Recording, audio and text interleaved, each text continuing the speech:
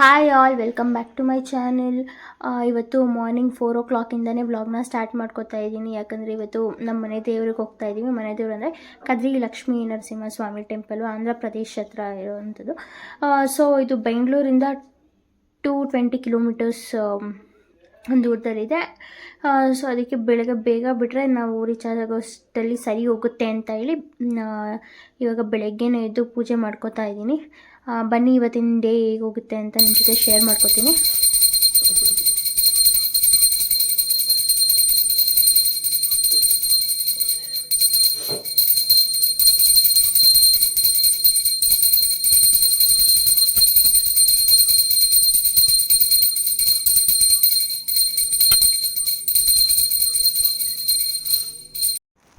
ಪೂಜೆ ಎಲ್ಲ ಮಾಡಾದಮೇಲೆ ಇವಾಗ ಹೊರಟ್ವಿ. ಸೊ ಟೋಟಲಿ 3 ಕಾರಲ್ಲಿ ಹೋಗಿತ್ತು. ಆ್ಯಂಡ್ ಎಲ್ಲರೂ ಒಂದು 23 ಮೆಂಬರ್ಸ್ ಆದ್ವಿ ನಾವು ಹೋಗೋಕ್ಕೆ. ಆ್ಯಂಡ್ ಇಲ್ಲಿ 2 ಕಾರ್ ಇತ್ತು. ಆ್ಯಂಡ್ ಇನ್ನೊಂದು ಕಡೆ ಹೋಗಿ ಒಬ್ಬರನ್ನ ಪಿಕ್ ಮಾಡಿಕೊಂಡು ಅದಾದಮೇಲೆ ನಾವು ದೇವಸ್ಥಾನಕ್ಕೆ ಹೊರಟ್ವಿ. ತುಂಬ ಚೆನ್ನಾಗಾಯಿತು ಎಲ್ಲನೂ. ಸೊ ಆ್ಯಂಡ್ ಇವಾಗ ನಮ್ಮ ಬಾವವ್ರ ಮನೆಗೆ ಕೂಡ ಹೋಗಿ ಅವ್ರನ್ನೂ ಎಲ್ಲರೂ ಕರ್ಕೊಂಡು ನಾವು ಹೊರಟ್ವಿ.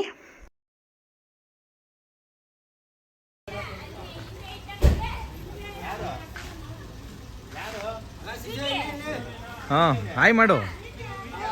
Tata see you.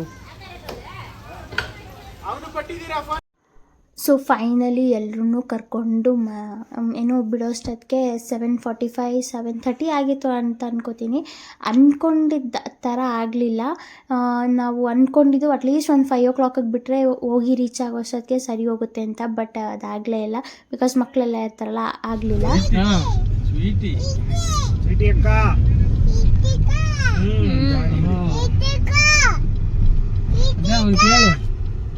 ಬರುತ್ತೆ ಹಿಂಗೆಲ್ಲ ಮಾಡಂಗಿದ್ರೆ ಕೆಲ್ಸಕ್ಕೆ ಬೇಡ ಅಂತಾರೆ ಅವರು. ಪಾಸ್ ಮಾಡಿಲ್ಲ ಅಂತಾನೆ ಹೇಳು, ಆವಾಗ ಅವನ ಭಯ ಬರೋದು. ಇಲ್ಲಿ ಅವ್ರು ನೋಡಿಲ್ಲ, ಇಲ್ಲಿ ದತ್ತಮ ಅಲ್ಲಿ ಇಲ್ಲಿ ಇಲ್ಲಿ ಇಲ್ಲಿ ಇಲ್ಲಿ ಎಲ್ಲ ನೋಡಿಲ್ಲ.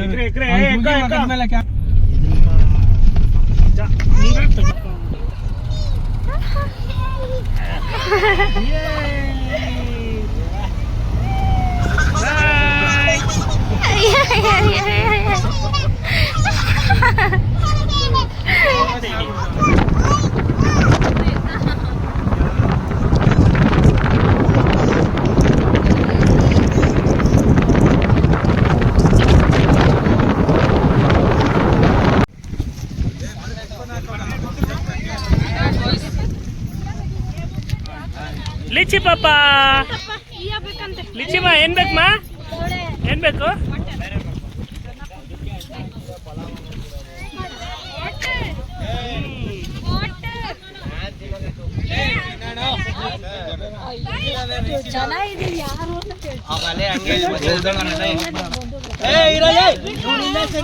ವ್ಲಾಗ್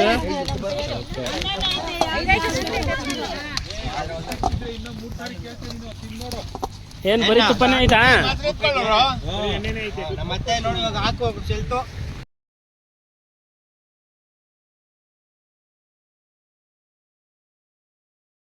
ಸೊ ಇವಾಗ ಇಲ್ಲಿ ಉಪ್ಪಿಟ್ಟು ಮತ್ತು ಚಿತ್ರಾನ್ನ ತಿಂದ್ಕೊಂಡು ನಾವು ಹೊರಟ್ವಿ. ಆ್ಯಂಡ್ ಏನಪ್ಪ ಅಂದರೆ ನಾನು ಬೇರೆ ಕಾರಿಗೆ ಶಿಫ್ಟ್ ಆದೆ. ಅಲ್ಲಿ ತುಂಬ ಚೆನ್ನಾಗಿ ಎಂಜಾಯ್ ಮಾಡಿದ್ವಿ. ನೀವು ನೋಡ್ಬೋದು ಅಷ್ಟು ಚೆನ್ನಾಗಿ ಎಂಜಾಯ್ ಮಾಡಿದ್ವಿ ಅಂತ. ಹುಡುಗರು ಇದ್ರಲ್ಲ ಸ್ವಲ್ಪ ಏನು ಚೆನ್ನಾಗಿ ಕಾಲು ಇಳ್ಕೊಂಡು ಎಲ್ಲ ಇತ್ತು. ಆ್ಯಂಡ್ ಇವಾಗ ತಿಂದ್ಬಿಟ್ಟು ಎಲ್ಲೂ ಕೂಡ ನಿಲ್ಲಿಸ್ಬಾರ್ದು ಅಂತ ಪ್ಲ್ಯಾನ್ ಮಾಡ್ಕೊಂಡ್ವಿ, ಬಿಕಾಸ್ ತುಂಬ ನಿಧಾನಕ್ಕೆ ಹೋಗ್ತಾಯಿದ್ರು. ಡ್ರೈವರ್ ಫ್ರೆಂಡ್ಸ್ ಸುಬ್ಬ ಮಹಾರಾಜ್ ಅಂತ ಫ್ರೆಂಡ್ಸ್, ಸುಬ್ರಹ್ಮಣಿ ಅವ್ರ ಹೆಸರಲ್ಲಿ ಹೋಟೆಲ್ ಇದೆ ಫ್ರೆಂಡ್ಸ್. ನಮ್ಮ ಮನೆ ಹತ್ರ ಫ್ರೆಂಡ್ಸ್ ಅದರಲ್ಲಿ 8 ಪರೋಟ 30 ರೂಪಾಯಿ ಇಸ್ಕೊಂತಾರೆ ಫ್ರೆಂಡ್ಸ್. ಶೇರ್ವಾ ಮಾತ್ರ ತಿಂದ್ರೆ ಫುಲ್ಲು ಶೇರ್ವಾನೆ ಫ್ರೆಂಡ್ಸ್. ಫುಲ್ಲು ಶೇರ್ವಾ ಹೋಟ್ಲ್ ಇಟ್ಟಿಲ್ಲ, ಅಲ್ಲೇ ಇದೆ. ಬನ್ನಿ ಮತ್ತೆ ಫ್ರೆಂಡ್ಸ್.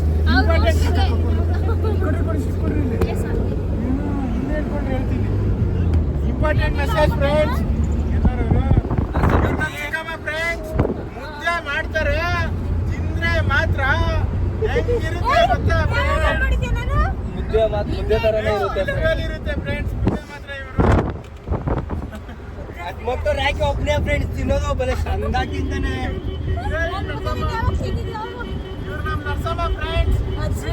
ಎಲ್ಲಾದ್ರೂ ಗಂಡಿದ್ರ ನೋಡ್ರಿ. ಇನ್ನ ಮದ್ವೆ ಆಗಿಲ್ಲ, 16 ವರ್ಷ ಹುಡುಗಿ. ಅಜ್ಜಿ ನೀವು ಸೊ ಫೈನಲಿ ರೀಚ್ ಆಗೋಷ್ಟೊತ್ತು ಆಲ್ಮೋಸ್ಟ್ ಒಂದು 12 o'clock ಆಗಿಬಿಟ್ಟಿತ್ತು ಅಂತ ಅನ್ಕೋತೀನಿ. ಏನಂದರೆ ತುಂಬ ಕ್ರೌಡು. ಅಂದರೆ ಅದೇ ನಾವು ಕ್ಯೂನಲ್ಲಿ ಹೋಗ್ತೀವಿ ಅಂತ ಹೇಳಿದರೆ ಅಟ್ಲೀಸ್ಟ್ ಒಂದು 4-5 hours ಆದರೂ ಬೇಕಾಗಿತ್ತು ದೇವ್ರ ದರ್ಶನ ಮಾಡೋಕ್ಕೆ. ಬಟ್ ಏನಪ್ಪ ಅಂದರೆ ಹಿಂದಿನ ದಿನ ನೈಟು ನನ್ನ ಹಸ್ಬೆಂಡ್ ಕಸಿನ್ನು ಪಾಸ್ ಕೊಡಿಸಿದ್ರು. ಸೊ ಅದರಿಂದ ತುಂಬ ಹೆಲ್ಪ್ ಆಯಿತು. ಒಂದು 20-25 minutes ಒಳಗಡೆ ದೇವ್ರ ದರ್ಶನ ಆಯಿತು.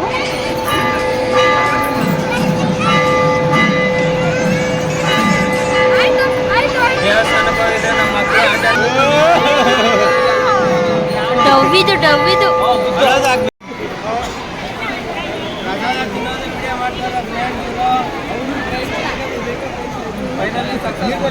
ದರ್ಶನ ಮುಗೀತು.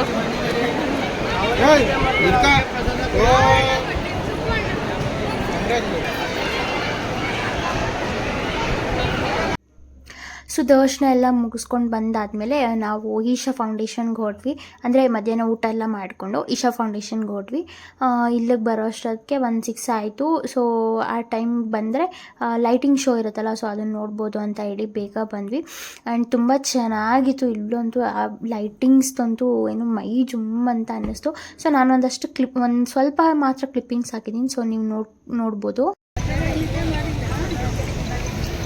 ಈಶಾ ಫೌಂಡೇಶನ್ ಫೈನಲಿ ನನ್ನ ಹೆಂಡತಿ ಕೇಳಿ ಫೈನಲಾಗಿ ಕರ್ಕೊಂಡು ಹೋಗ್ತಾ ಇದ್ದೀನಿ ಸಕುಟುಂಬ ಸಮೇತರಾಗಿ. ಇಲ್ಲಾಂದ್ರೆ ಒಂದು 23 ಜನ ಮಕ್ಕಳನ್ನ ಸೇರಿ.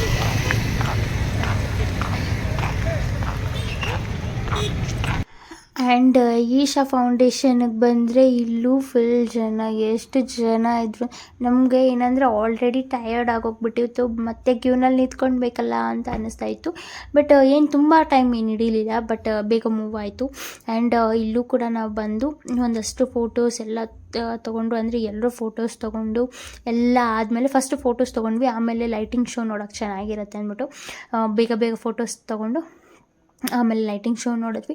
ನನ್ನ ಮಗಳು ಅಂತೂ ಏನೋ ನೋಡಲೇ ಇಲ್ಲ. ಅವಳು ಬೆಡ್ಶೀಟ್ ತೊಗೊಂಡೋಗಿದ್ವಿ, ಅವಳದು ಒಂದು ಬೆಡ್ಶೀಟ್ ಇದೆ. ಸೊ ಅದನ್ನು ತೊಗೊಂಡೋದ್ವಿ.